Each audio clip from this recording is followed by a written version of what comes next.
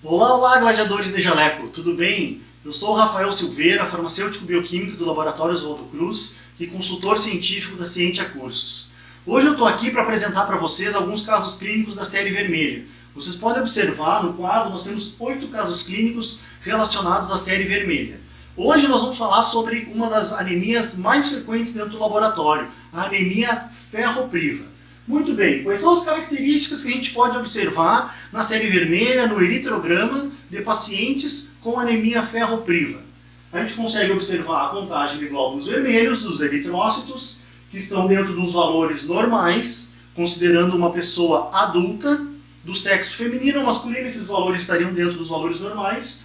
O valor da hemoglobina está com valor abaixo dos valores recomendados, assim como o valor do hematócrito. E aqui a gente começa a observar algumas diferenças no eritrograma, principalmente nesses dois índices, o VCM, o volume corpuscular médio, e o HCM.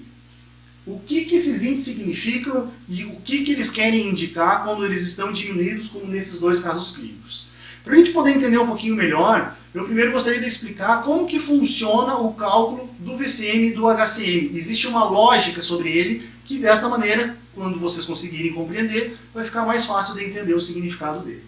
Matematicamente, a gente pode dizer que desta forma que o VCM é hematócrito dividido por eritrócito, matematicamente nós podemos dizer que o hematócrito ele é diretamente proporcional ao VCM. Por exemplo, no caso do hematócrito diminuir, a tendência é que o VCM também diminua. Assim como em relação aos eritrócitos ou aos glóbulos vermelhos, ele é inversamente proporcional. Ou seja, se esse número de glóbulos vermelhos diminuir, a tendência é que inversamente o VCM aumente. O que não está acontecendo nesse caso. Exatamente aí começa uma das diferenças desse tipo de anemia. Nesse tipo de anemia, a contagem dos glóbulos vermelhos ela tende a permanecer normal ou talvez levemente até elevada em algumas situações, mas na maioria dos casos ela está normal. Então como que a gente vai interpretar este VCM? Por que esse VCM está claramente diminuído aqui e o que isso significa? Muito bem, o hematócrito está diminuído? Sim, 27,5 é o hematócrito que está diminuído. Então ele empurra o VCM também para diminuir o seu valor. Como que está o RBC, a contagem de eritrócitos, normal? Então é como se nós fizéssemos uma conta simples. Um normal, como se fosse um zero, e um negativo, fazendo com que o VCM diminua. Quando o VCM diminui, ele indica que as hemácias estão microcíticas, o que é uma característica numa anemia ferropriva, as hemácias microcíticas. E qual é outra característica muito importante da anemia ferropriva? É que essas hemácias, além de elas ficarem num tamanho menor, elas vão ficar muitas vezes sem cor. E o índice que nos indica a cor é exatamente o HCM. E na fórmula dele a gente já consegue perceber isso. O HCM é a hemoglobina dividido também pelo número de hemácias, o número de eritrócitos. Então a lógica é a mesma, a lógica matemática é a mesma de compreensão. Matematicamente, a hemoglobina é diretamente proporcional ao HCM. Então, se a gente olhar nesses casos, a hemoglobina está diminuída, tanto no caso 4 quanto no caso 5. A hemoglobina diminuída vai fazer com que o HCM também diminua. E mais uma vez, a gente analisando os eritrócitos estão normais. Então, um eritrócito normal, como se fosse um zero, e uma hemoglobina diminuída, como se fosse um menos 1. Qual é a tendência deste índice? Diminuir. E o que significa o HCM diminuído? Uma hipocromia dentro das hemácias. Então, essa é uma característica que a gente consegue perceber no microscópio, que a gente também consegue perceber através dos índices que os equipamentos liberam. Hemácias microcíticas com hipocromia. E como que é essa hipocromia? Como que se classifica essa hipocromia? Alguns equipamentos classificam ela por cruz. Uma cruz, duas, três, até 4 cruzes.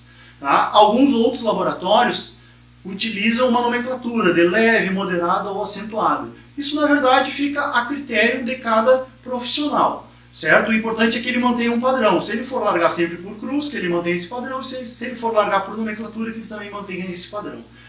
Então, mais uma vez repetindo, nós tivemos, neste caso, de uma provável anemia ferropriva, onde, na verdade, isso vai ser confirmado através de algumas dosagens bioquímicas.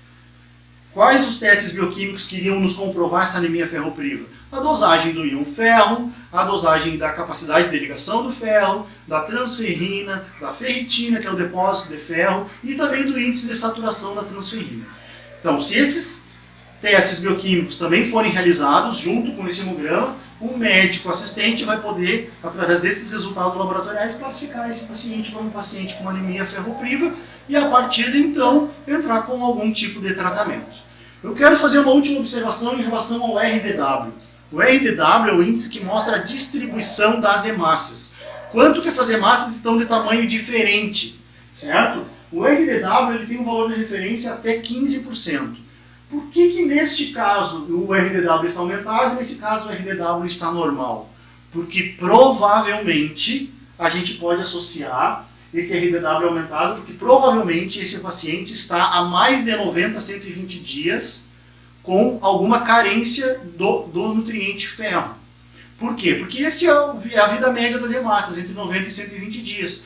Depois que passa esse período de renovação de 90 e 120 dias, as hemácias começam a ficar de tamanho maior, de tamanho diferente, exatamente porque elas não possuem o íon ferro para complementar.